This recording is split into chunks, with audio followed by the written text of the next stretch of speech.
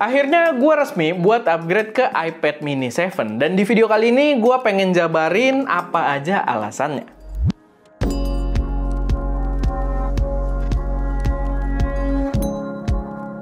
Halo semuanya, selamat datang di channel SM Media dengan gue Erwin. Dan pada video kali ini gue pengen jabarin beberapa alasan kenapa akhirnya gue yakin buat meminang iPad mini 7 dan membuatnya jadi tablet daily driver gue yang memang gue selalu bawa sehari-hari. Tapi sebelumnya mungkin gue mau intermezzo dulu kalau gue bukan fanboy Apple, atau mungkin baru jadi fanboy Apple mungkin ya. Tapi gue itu starting out, itu gue kurang suka sama Apple user.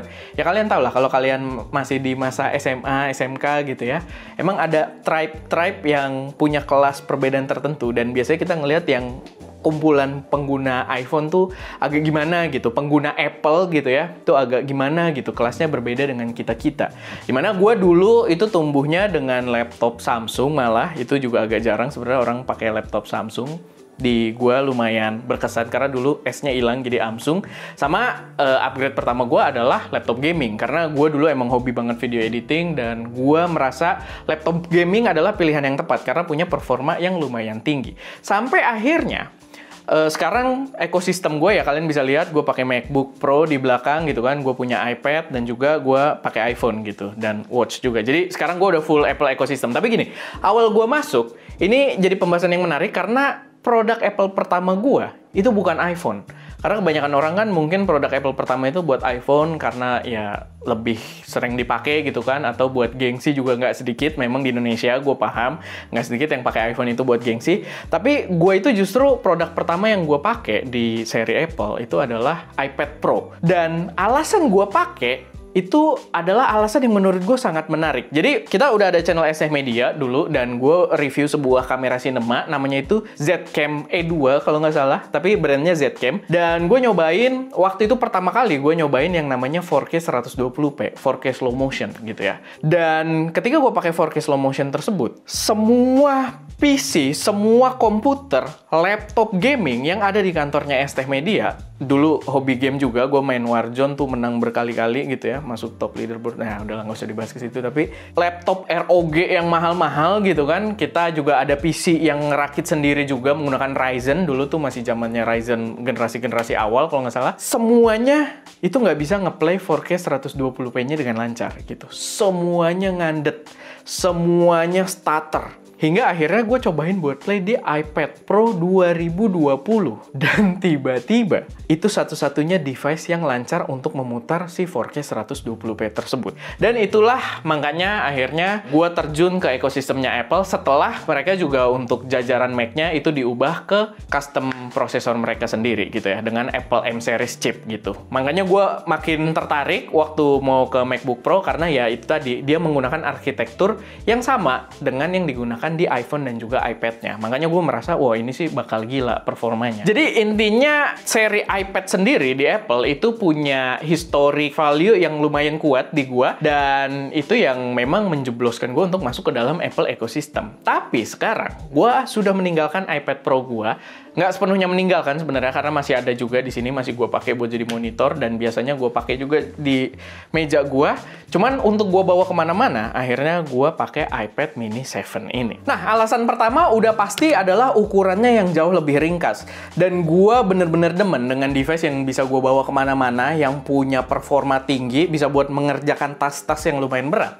Tapi buat dibawa-bawa tuh bener-bener anti repot. Kalian bisa lihat ya, ukurannya bener-bener kecil banget. Dan gue sebagai pengguna iPad Pro juga bukan Pro yang 13 inch ya, gue pakai yang 11 inch. Dan perbedaannya sangat signifikan ketika gue pakai si jajaran iPad mini. Yang mungkin akan kelihatan jelas tas yang gue bawa sehari-hari. Jadi segede gini, kecil gitu ya. Dan ada tas yang lebih kecil lagi sebenarnya yang biasa gue pakai buat bawa si iPad mini juga. Cuman buat bawa-bawa barang gue yang lain itu jadi agak sulit. Cuman bisa dibawa di tas kecil ini. Yang sebelumnya kalau gue pakai iPad Pro, tasnya segede gini. Nah ini tas yang sama sebenarnya. Cuman kalian bisa lihat, jadi gambarannya tuh sangat jelas gitu. Kalau iPad Pro gue bawa yang segede gini, sekarang gue bisa bawa segede gini. Dan ini udah komplit banget, gue bisa bawa banyak gear lain di dalam situ. Intinya lebih fleksibel, tapi dengan ukuran yang kalau gue lagi keluar, itu bener-bener tipis banget gitu. Itu bener-bener kecil banget dan sama sekali nggak memberatkan gue secara mobilitas. Lalu yang kedua, walaupun ukurannya kecil, tapi fitur yang dibawa itu tetap full feature gitu ya. Jadi dia tetap bisa kita pakai juga. Kayak contohnya gue buat produksi, kadang dia jadi field monitor dari kamera juga. Kadang dia gue pakai untuk jadi controller juga ketika syuting pakai iPhone gitu kan. Atau bahkan kita shoot dengan 2 iPhone sekaligus juga kita bisa kontrol semuanya dari si iPad ini dan gambarnya terlihat dengan sangat jelas. Lalu kalau kalian doyan editing, dia juga sebenarnya bisa, tapi jujur aja gue lagi nggak editing video di iPad. Tapi kalau misalkan editing foto itu sangat-sangat nyaman menggunakan Lightroom gitu kan. Tapi ini balik lagi ke niche kalian ya, berbagai macam niche itu bisa memanfaatkan iPad gitu. Jadi kalau kalian di ranah gambar-gambar grafis 2D gitu kan, itu juga bisa. Bahkan gue juga lagi ada hobi baru, gue lagi nyoba buat desain-desain 3D, gue pakai Shaper 3D, itu bener-bener lancar dan asik banget buat pakai si iPad mini ini gitu. Jadi dia tetap bener-bener full feature walaupun layarnya memang kecil. Sama di satu sisi juga dia bisa mengerjakan kurang lebih mirip-mirip dengan laptop kecil lah gitu ya, dimana gue juga bisa sambil ngurus beberapa kebutuhan bisnis gue gitu, beberapa aplikasi-aplikasi manajemen dan lain sebagainya itu berjalan dengan lancar juga di iPad ini. Jadi ketika lagi di luar itu gue juga bisa tetap sangat produktif. Lalu yang ketiga adalah performa yang sangat tinggi juga. Ini mungkin yang akan membedakan dia dengan yang seri 6 gitu ya, Mini 6. Tapi mungkin untuk beberapa orang tidak sesignifikan itu harus langsung ke yang Mini 7 ya. Mini 6 juga sebenarnya itu sangat mencukupi buat berbagai macam pengguna. Tapi di sini sebenarnya ini lucu sih. Jadi agak paradoks. Gue agak kecewa karena dia tidak pakai M series. Cuman dia pakai A17 Pro, dimana pas gue pikir-pikir A17 Pro ya paling murah itu di sini gitu. Karena ini harganya kalau nggak salah terakhir gue cek itu ada di sekitar 9,an juta. Sedangkan A17 Pro itu ada di, kalau kalian pengen di device lain ya, itu adanya di iPhone 15 Pro dan Pro Max yang harga minimalnya ya udah 16 juta ke atas gitu kan. Jadi ini di harga under 10 juta kalian bisa dapat A17 Pro, prosesornya menurut gua itu sangat menarik.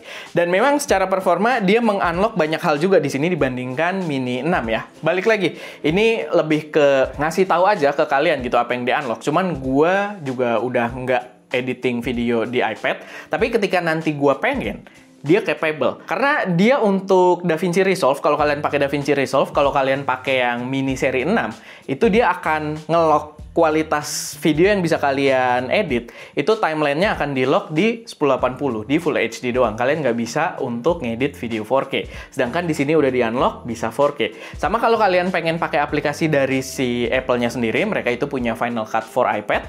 Itu Final Cut for iPad bisa dipakai di sini, sedangkan di Mini 6 install aja nggak bisa gitu. Udah di limit kalau prosesor yang ada di Mini 6 itu sudah sangat tertinggal, sehingga ya kalian banyak keterbatasan yang dilimit di situ. Sama di satu sisi kalau kalian pakainya as casual user ya, kita suka pakai buat gaming juga. Gaming juga ke-unlock kayak Assassin's Creed, gue bisa main di sini. Jadi udah bisa main game AAA dan menurut gue itu sangat menarik. Atau mungkin Resident Evil kalau nggak salah, gue sih belum coba tapi Resident Evil juga udah available buat main di iPad Mini 7 ini. Lalu alasan yang terakhir yang mungkin akan banyak orang kurang setuju, tapi secara objektif menurut gue ini adalah klaim yang lumayan tepat, adalah harganya yang masih cukup affordable. Karena under 10 juta, kalian mendapatkan performa yang sangat tinggi tadi, dengan ukuran yang sangat kecil seperti ini, gitu. Buat dibawa-bawa, bahkan tadi gue baru jelasin di tas ya, tapi dia bisa masuk ke berbagai jenis kantong juga, gitu. Kantong celana, kantong jaket, ke kantong jaket kebanyakan masuk dari jaket yang gue punya, gitu ya.